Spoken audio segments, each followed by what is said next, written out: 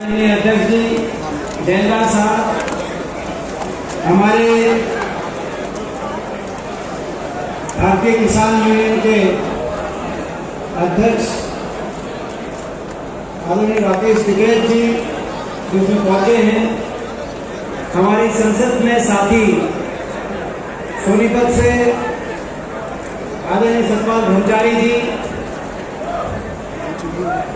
हमारी बहन विशेष रूप से उत्तर प्रदेश मुजफ्फरनगर से आपके बीच में पहुंची हैं, संसद में हमारी साथी हैं, जिनके साथ हमारे पारिवारिक ताल्लुक रहे, इनके स्वर्गीय पिताजी के साथ भी बहुत नजदीकी और पारिवारिक आपस में बहुत अच्छा संबंध रहा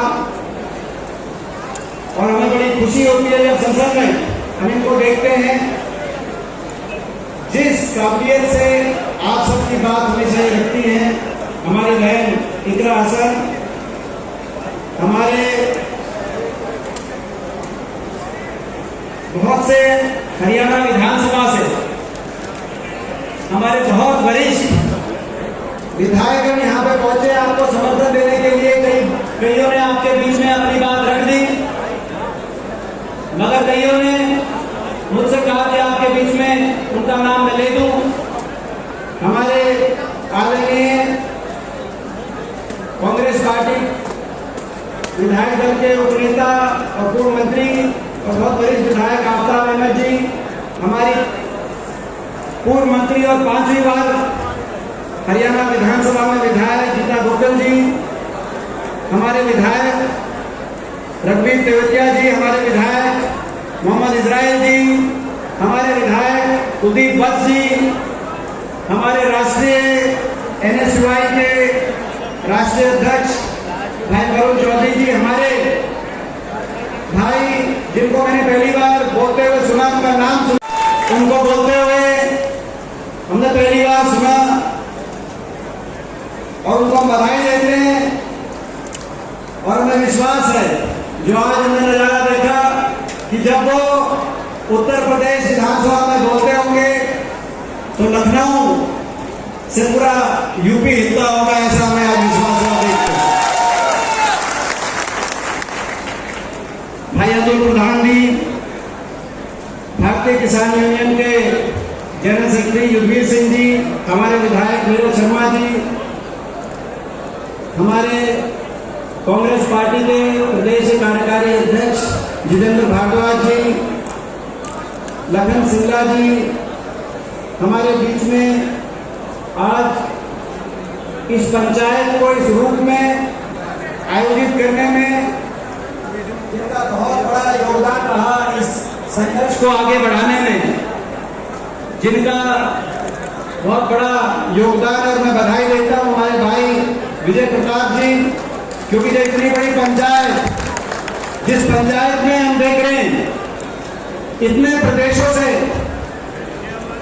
ऐसा नेतृत्व यहाँ पर एकत्रित हुआ है अनंतपुर गांव के हकों की रक्षा के लिए, इतनी बड़ी पंचायत को संभाले रखना, संचालित करना, इस संघर्ष को आगे लेके जाने के लिए सभी की जिम्मेदारी होती है, पूरे गांव की जिम्मेदारी होती है। लेकिन आपने जिस भली भांति सबके साथ मिलकर इस जिम्मेदारी को निभाया है, मैं विशेष रूप से आपको बहुत बहुत बधाई देता हूं। और मुझे विश्वास है जिस काबिलियत से आपने संघर्ष को आगे बढ़ाया, ये संघर्ष निष्कर्ष तक पहुंचेगा, हमें लेके आए। और आप सबको जो आज यहाँ सरदारी बैठी है, आप सबको मैं बहुत बहुत आप सबका अभिवादन करता हूं। कितने घंटों से, 9 बजे से मेरे ख्याल 1 बजे के आसपास हम पहुंचे, 12:30, उस समय पांव रखने की जगह नहीं थी। इतने घंटों से यहाँ पर आप बैठे, ऐसी महापंचायत, नहीं तो महापंचायत में इतनी देर युगवीर सिंह जी पुरानी बात कर रहे थे, लेकिन ये NCR का इलाका, आज के दिन नौजवान इतनी महापंचायत में इतनी देर डटे हुए हैं, बैठे हैं। और मैं तो कहूंगा ये महापंचायत ने इस सरकार के इस फैसले के विरुद्ध 1 दिवसीय धरना और 1 दिवसीय धरना छोड़ 1 दिवसीय भूख हड़ताल का रूप ले लिया। यहाँ पे आप इतनी देर से बैठे हैं, तो मैं आपको बधाई देता हूं। और ये जो पसीना आपने बहाया है, मुझे विश्वास है ये पसीना व्यर्थ नहीं जाएगा, आपका ये पसीना रंग लेके आएगा, आपके लिए न्याय लेके आएगा। ये नहीं आया हूं मैं आपकी बात सुनने के लिए, आपको समर्थन देने के लिए आया हूं। मैं अपनी ओर से, अपने दल की ओर से इस महापंचायत को पूरा समर्थन देने का ऐलान करता हूं, पूरा समर्थन देने की घोषणा करता हूं। और जो भी इस पंचायत के निर्णय होंगे, अध्यक्ष जी बैठे, जो पंचायत का निष्कर्ष निकलेगा, जो निर्णय होंगे, जिस रूप से इस संघर्ष को आगे बढ़ाने का आप फैसला लेंगे, हर फैसले में कंधे से कंधा मिलाकर हम साथ देंगे। ये बात आज मैं कहने आपके बीच में आया। ये लड़ाई न्याय की लड़ाई है, अन्याय के खिलाफ लड़ाई है। सबने अपने अपने तरीके से हर बात को आपके बीच में रखा, मगर आप उससे ज्यादा समझते हैं। ये आज स्थिति क्यों बनी, कैसे बनी, आज क्यों घर उजाड़े जा रहे हैं, किसान का, गरीब का, मजदूर का आशियाना आज क्यों उजाड़ा जा रहा है। इस सरकार की नीति और इस सरकार की नियत लुटेरे वर्ग के लिए है या कमेरे वर्ग के लिए है, वो आप मुझसे ज्यादा जानते हैं। ये सरकार बड़े पूंजीपति, बड़े धनदार उद्योगपति घरानों के इशारे से अपनी नीतियां बना रही है। सरकार की किताब में किसान, मजदूर, गरीब के स्थान है कि नहीं है, मुझसे ज्यादा आप जानते हैं। जिस सरकार में देश की संपत्ति बेचने की एक नीति बन गई, एक नीति बन गई, एक नियत बन गई, जिस सरकार में एयरपोर्ट से लेकर बंदरगाह, पब्लिक सेक्टर इंटरप्राइज से लेकर कोई ऐसा सरकारी संपत्ति का स्रोत नहीं बचा जो बड़े उद्योगपति घरानों के हाथ में देने की नीति ना बनी। अब उनकी नजर हमारे इस अरावली पर है। उन बड़े उद्योगपति, उन बड़े पूंजीपतियों की नजर सब जानते हैं इस अरावली पर है। वो इनको भी बेचना चाहते हैं। प्रश्न यही है कि सरकार ने सुप्रीम कोर्ट में अच्छे से पैरवी नहीं करी। प्रश्न यह है किस नियत से अच्छे से पैरवी नहीं की गई। नियत पे भी प्रश्न सवाल उठते हैं। और इसीलिए ये लड़ाई सबको मिलकर लड़नी पड़ेगी और सब में सब शामिल हैं। कुछ लोगों ने कहा, कुछ लोगों ने इसको एक जाति विशेष की लड़ाई के रूप में प्रस्तुत करने का, इस लड़ाई प्रस्तुत करके इस लड़ाई को कमजोर करने का प्रयास किया। आज उन लोगों को मैं जवाब देने के लिए आया हूं। ये लड़ाई छत्तीस बिरादरी की लड़ाई है। किसान, मजदूर, गरीब का सबका आपस में रिश्ता है, पसीने की कमाई का रिश्ता है, ईमानदारी का रिश्ता है और अन्याय के खिलाफ लड़ाई लड़ने का रिश्ता है। इस लड़ाई में हम सब साथ खड़े हैं।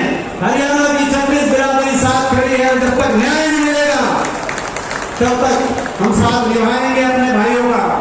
आज ये मैं कहने आया हूं, सरकार ना बोले, अगर सरकार न्याय करेगी तो आवाज देगी। और जो ये कह रहे हैं कि कोर्ट का फैसला है, सही कहा बहुत लोगों ने, मुझसे पहले बहुत से वक्ताओं ने। रास्ते निकालना भी सरकार का काम है। मुझे याद है भूमि अधिग्रहण का वो कानून, आपको याद होगा, अभी अतुल प्रधान भाई ने मुझे याद दिलाया, जब बैठे थे 1894 का 125 साल पुराना कानून भूमि अधिग्रहण का, जो कहते थे कभी बदला नहीं जा सकता। लेकिन जब यूपीए की सरकार थी, राहुल गांधी जी के नेतृत्व में, हम लोगों ने भट्टा परसोल में आंदोलन किया और देश की संसद ने 125 साल पुराने अंग्रेजी हुकूमत के उस कानून को बदल के और किसान के हक में भूमि अधिग्रहण के कानून को बनवाने का काम किया। आपको याद होगा जब 3 कृषि कानून लेके आई ये सरकार, बड़े उद्योगपति घरानों के हाथ में देश की कृषि व्यवस्था वो सौंपने की तैयारी हो रही थी और ये कहा जा रहा था कि ये कानून को वापस लेने का कोई तरीका नहीं है। 13 महीने तक 750 किसानों ने कुर्बानी दी और इसी सरकार ने और देश के प्रधानमंत्री जी ने टीवी पर आकर कहा कि आज किसानों की जीत हुई और इन कानूनों को हम वापस लेने का रास्ता निकालते हैं। ये वही संसद है। मैं बहुत बार देखा इस संसद में आपके आशीर्वाद से, पिछले 21 साल से इस संसद में बहुत से कानूनों को बनते बिगड़ते मैंने देखा है। सरकार चाहे तो क्या नहीं हो सकता, ये लड़ाई लड़ी जाएगी, न्यायपालिका में भी लड़ी जाएगी। ये लड़ाई संसद और विधानसभा में भी लड़ी जाएगी और ये लड़ाई राजनीतिक रूप से सरकार से बात करके भी लड़ाई लड़ी जाएगी, जब तक समाधान नहीं निकलेगा जो फैसला आप लेंगे। मगर मैं एक बात सुझाव जरूर देना चाहता हूं, जो यहाँ पे अध्यक्ष अध्यक्ष जो फैसला लें, धरने की बात हो रही थी और रूप से संघर्ष को आगे बढ़ाने की बात हो रही थी, लेकिन जो भी आप तय करें हमारा साथ होगा, लेकिन उसमें समय सीमा भी सरकार को दी जाए, कितने समय सीमा में सरकार कदम उठाए। अगर ऑर्डिनेंस लाना है हरियाणा विधानसभा में तो उतने समय सीमा में लाया जाए। अगर गणभर विभाग का एफिडेविट बदलवा कर दोबारा से सुप्रीम कोर्ट पहुंचना है तो समय सीमा उनको भी दी जाए। अगर संसद में विधानसभा में विपक्ष की जिम्मेदारी लगाने आवाज उठाने की तो समय सीमा हमें भी दी जाए। समय सीमा के अनुरूप इस लड़ाई के आगे कदम बढ़ाए जाए। और हरियाणा सरकार से मैं कहना चाहता हूं, बाबा साहब भीमराव अम्बेडकर जी ने देश में संविधान दिया, लोकतंत्र दिया और संविधान में सत्ता पक्ष का जितना महत्व है उतना महत्व विपक्ष का भी है। और हरियाणा वो प्रदेश है जहां टक्कर का विपक्ष है, बराबर का विपक्ष है। पिछले वर्ष लोकसभा